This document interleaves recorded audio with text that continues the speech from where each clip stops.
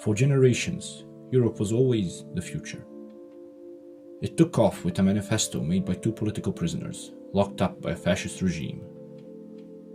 60 years ago, inspired by that dream of a shared future, the founding countries of EU agreed to settle their conflicts around a table rather than in battlefields. The EU is now a place where Europeans can enjoy a unique diversity of culture, ideas, and traditions. Despite this, many Europeans consider the Union as either too distant or too interfering in their day-to-day lives. And for too many, the EU fell short of their expectations, as it struggled with its worst financial, economic, and social crisis in post-war history. Like generations before us, our response to the task ahead cannot be nostalgic or short-term. What future do we want for ourselves and for the Union? Scenario 1. Carrying on. If EU sticks to its course, the countries pursue a joint agenda for action. The speed of decision-making depends on overcoming disagreements. The functionality of the euro is improved in order to prevent shocks at home and abroad. The single market is strengthened. External borders are managed together. Foreign affairs are dealt with unanimously. While the agenda brings results, the system remains complex to grasp. Expectations are not always met, as capacity is limited.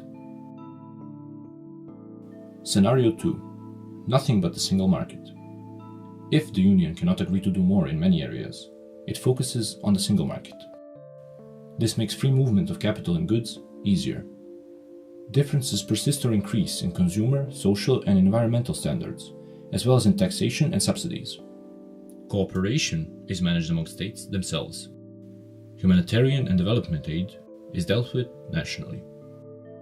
Decision-making may be simpler to understand, but the capacity to work together is limited. This may widen the gap between expectations and delivery. Scenario 3. Those who want more, do more.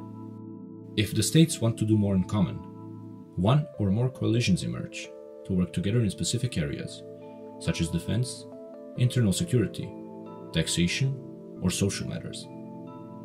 As was done for the Schengen area or the euro, this can build on a shared framework and requires a clarification of rights and responsibilities. The unity of EU is preserved, while further cooperation is made possible for those who want. While some groups achieve more together, decision-making becomes more complex. Scenario 4. Doing less more efficiently. If member states agree on certain priorities, EU can decide to focus on a reduced number of areas. As a result, it is able to better align promises, expectations, and delivery. Common standards are set to a minimum, but enforcement is strengthened. Agreeing on priorities is challenging, although once they are set, decision-making may become quicker, more decisive, and easier to understand. Scenario 5. Doing much more, together. If they decide that neither EU nor countries themselves are equipped to face upcoming challenges, member states decide to share more power and resources. The euro area and the single market are strengthened through standardization. Decision-making is faster and enforcement is stronger across the board.